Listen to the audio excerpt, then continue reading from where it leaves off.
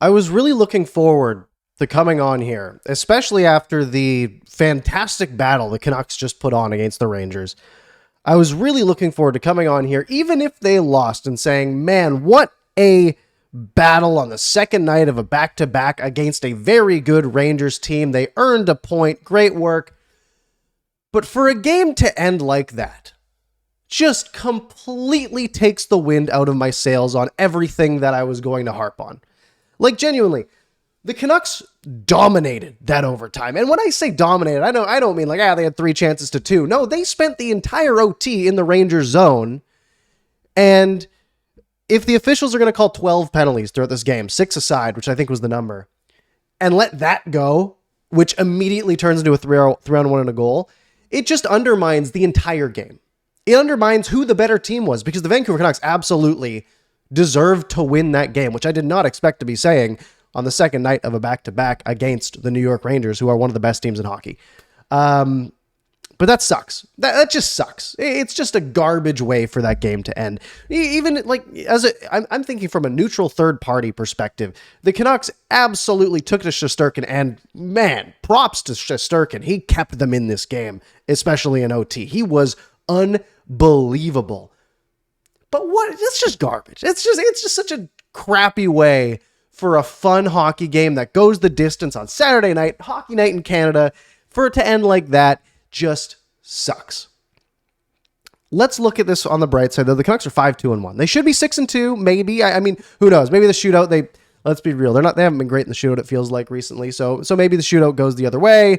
And although I guess they should have had a power play for the end of that OT, that would have been nice. But maybe the Rangers still find a way to win it. But let's call it 50-50, right? They took away the Canucks' 50% chance to win.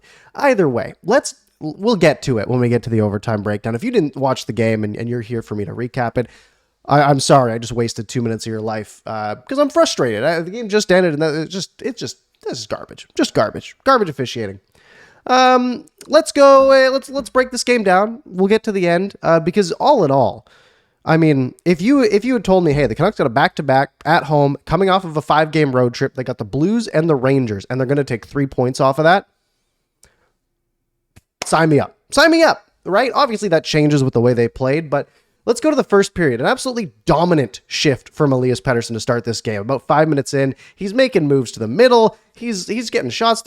Great shift from Elias Pettersson to start this game off. He draws a penalty.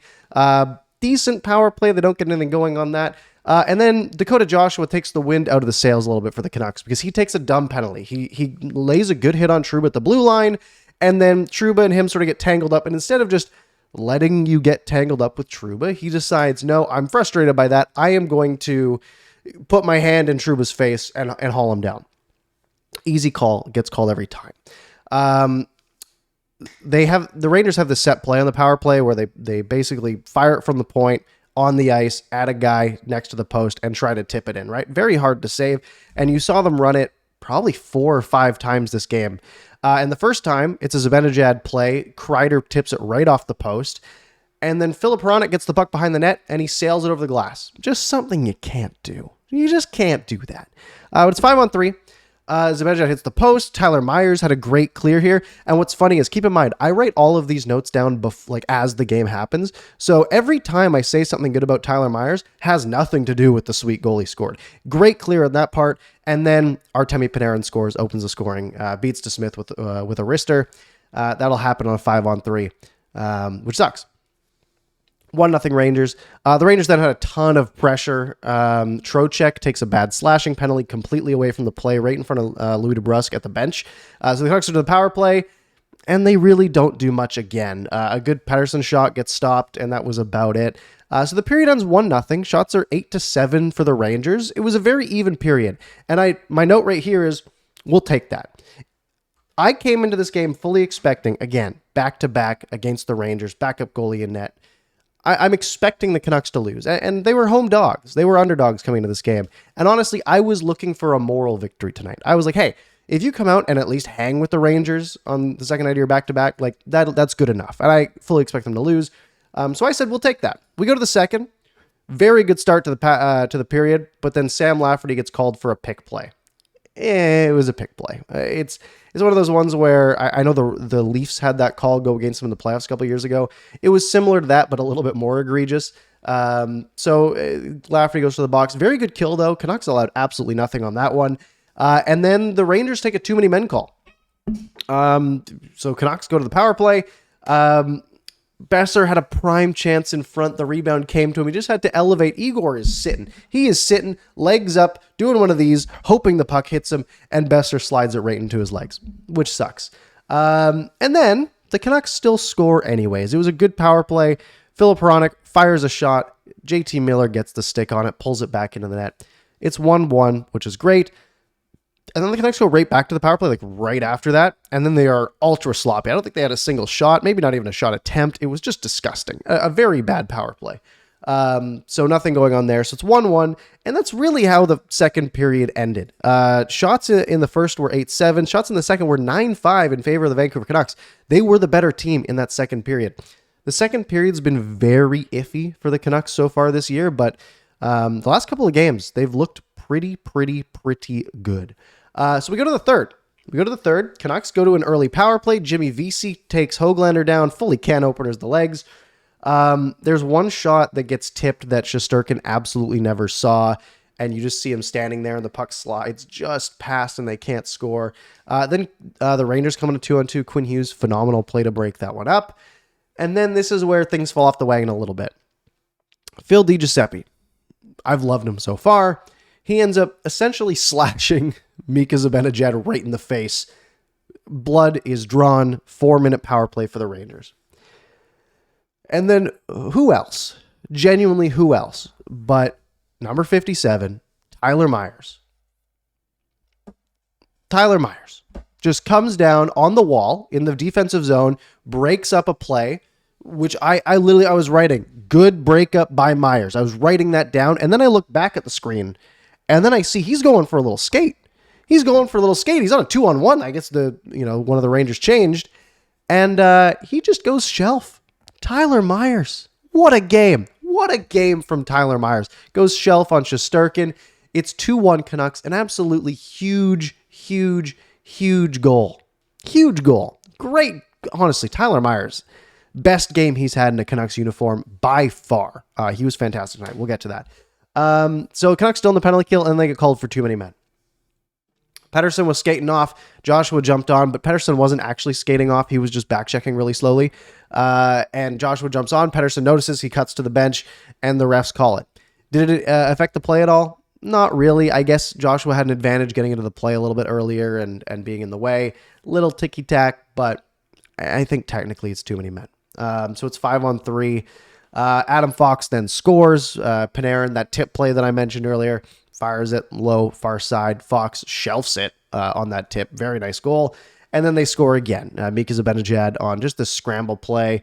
They set Zibanejad up on the 1T, and it's 3-2 Rangers. And all of the hype of that Tyler Myers goal just is out the window.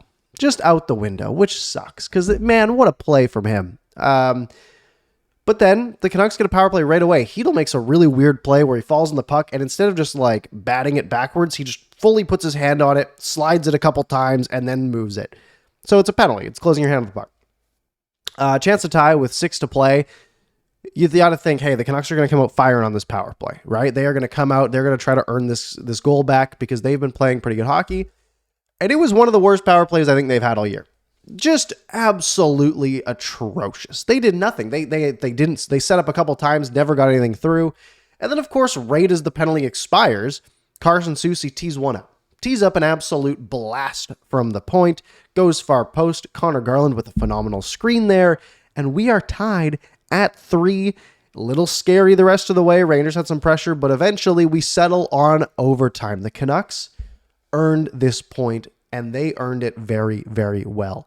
Again, I went into this overtime like, hey, even if they lose here, I don't care. Like, I care. Every point matters, but I won't be that hurt because getting this point in this game is just big for the team.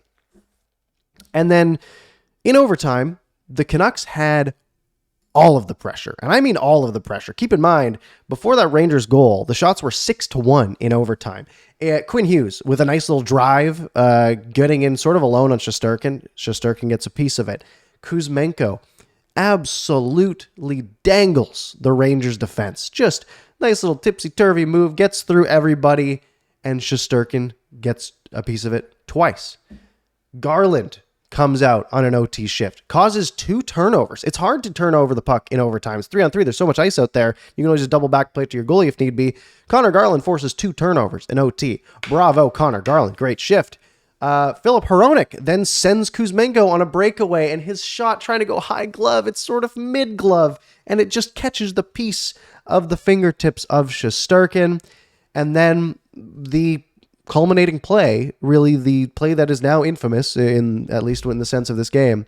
Elias Pettersson tries to dangle through Chris Kreider. Chris Kreider hangs the leg. And at first I saw it and I was like, maybe Pettersson tripped on it, like just try to make the move and tripped.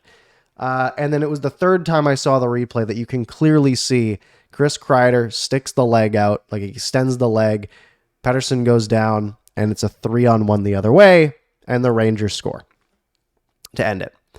And it's just so lame. It's all I can say about it. Like, again, I even from a non-homery perspective, which, I obviously am, I'm a Canucks fan, and I don't hide that on here.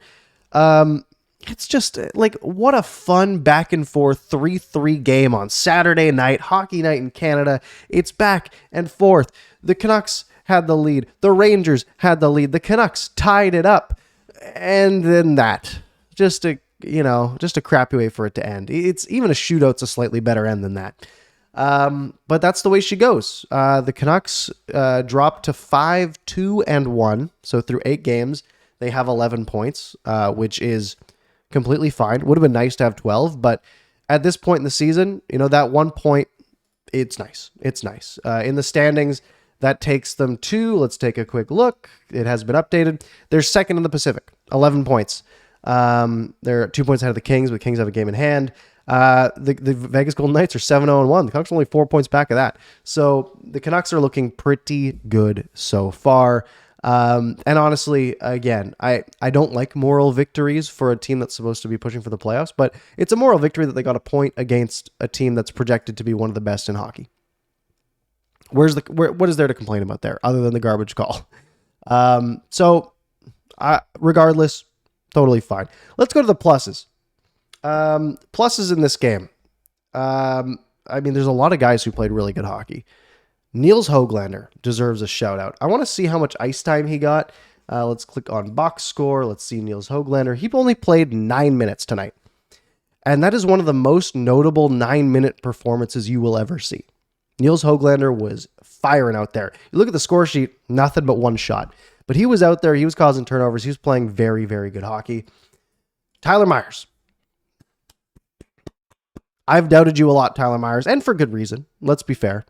I wrote this note down, and I posted it on Twitter as well. I posted this note, quote, Myers' redemption game, creating chances, doing a great job protecting the puck. That was my note to put in the plus column for Tyler Myers. And obviously I'd expand on that. That was before he scored. Tyler Myers looked so good all night tonight. If Tyler Myers plays like that every night, the Canucks are a 105-point team. Like that is such a huge difference maker. He was creating chances. His every pinch seemed to work tonight. He was protecting the puck very, very well. Honestly, a fantastic performance from Tyler Myers. Speaking of guys who have been sort of doing things that we haven't expected much, JT Miller. Look, JT Miller was kind of egregious defensively the last couple of years, right? That wasn't his goal. His goal was to play offense. But he's always said he wants to come play play better defensively, but we haven't seen it all that much. Lately we've seen it, and tonight we saw it. The back checking from JT Miller, the battles in sort of deep in the Canucks' own zone. That's stuff that we haven't really seen from Miller, and he looked damn good doing it. So props to JT Miller. Phenomenal game on his part. He played 25 minutes of hockey tonight, only surpassed by Pettersson among the forwards and Hughes among the defensemen. Very, very, very good game from JT Miller. Quinn Hughes gets a big plus for me. I mean, he plays 28 minutes tonight. It helps that 26 minutes tonight. It helps that he got some rest last night, just creating chances, playing fantastic D. Once again, I don't think he was out for a goal against. He's just been so good. Like an absolute boon for this team. And my biggest plus of the game is that the boys fought their asses off. I mean, they came out in a game that they weren't expected to win. You know, they were against a rested Rangers team. They got their backup goalie, yada, yada, yada, back to back. The Canucks came out and they played hard. They played hard and they earned that point. And in my mind, they probably earned two. I mean, let's look from an analytical perspective. I'll reload this page here. At 5-on-5, the Canucks had a 62% share of expected goals, 62-38. That's pretty good, right? That's a team that probably deserves to win the game most of the time. You take it to all situations, 52% for the Canucks, 48% for the Rangers. So the Canucks absolutely played an even game with the New York Rangers. Shot attempts 69-53, solid from the Canucks. High danger chances were 12-10, and a lot of that comes from the third period because they were 7-1 after 2 on the high danger chances perspective. The Canucks dominated the first 2 periods and got outplayed in the third, mainly because they spent 6 minutes on the penalty kill, which hurt. But either way, like props to the Canucks tonight. They absolutely played a fantastic game. For my minuses, it's all special teams related. Obviously, the officiating on that last play, that's an obvious one. Minus number 1, too many penalties. Were the refs being a little sticky tonight?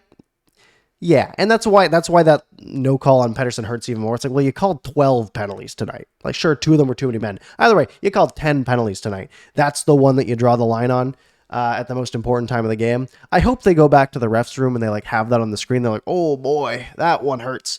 I hope. Either way. Shots tonight were 33-24. That's fantastic. But yeah, other minuses. The penalty kill, 3 for 6. 3 for 6 from both sides. 3 for 6 on the power play. 3 for the Rangers. 3 for 6 on the penalty kill for the Canucks. 50% ain't good enough. And the Canucks penalty kill has been pretty decent all year long, but it has felt like, it was due. The Rangers had a lot of pressure, a lot of good chances. The penalty kill wasn't great. And that was the difference maker, right? 3 of their 4 goals, all their even strength goals came on the power play. That's a big component. And honestly, look, I mentioned the power play last game as a minus, and I was being a little bit nitpicky because there wasn't many things to be negative about because they dominated the Blues last night. And I saw a comment or two that was like, oh, the power play wasn't that bad. I know it wasn't, but like in comparison to the rest of the team, the power play didn't stand out. Tonight, it really wasn't good. They had maybe they had 1 good power play. The rest were kind of sloppy. And then they got the 1 goal and they scored right after 1. But so 1 for 6 on the power play though. 6 power play opportunities. You got to score more than once. And that would be a big difference maker in this game. Power play just didn't look dangerous. They were struggling to set up. The Rangers penalty kill, I don't know if it was on them. They looked fantastic. But the Canucks just really couldn't set up very well in the offensive zone on the power play. But yeah, that's about where I land on this game. A really crappy ending to a really fun Saturday night hockey game. While you're here, by the way, hit subscribe. We're on the path to 4K. 4K is the goal. By mid-November. Let's put a number on it. If the Canucks keep playing well, you guys keep watching. I'd love us to get up to 5K by the end of the year. So hit subscribe while you're here if you haven't already. I saw like my video last night got like 4,500 views or something like that. It says like 60% of you that watched aren't subscribed. Maybe more than that, I guess. That would make more sense probably now. So make sure you hit subscribe while you're here. Hit the like button. Leave a comment with your thoughts of the game as well. Thank you all very much for watching. Have a lovely Saturday night. The Canucks are back in action when? When are the Canucks back in action? I'm assuming Monday. Let's do a quick check. Tuesday. Another 2-day break. Canucks are back on Tuesday, October 31st, Halloween, 7 o'clock against the Preds. Preds and the Sharks are the next 2 games. Those are very winnable games. Your Canucks could very well be 7-2-1 to start this season. Let's hope. Have a good night. See you later.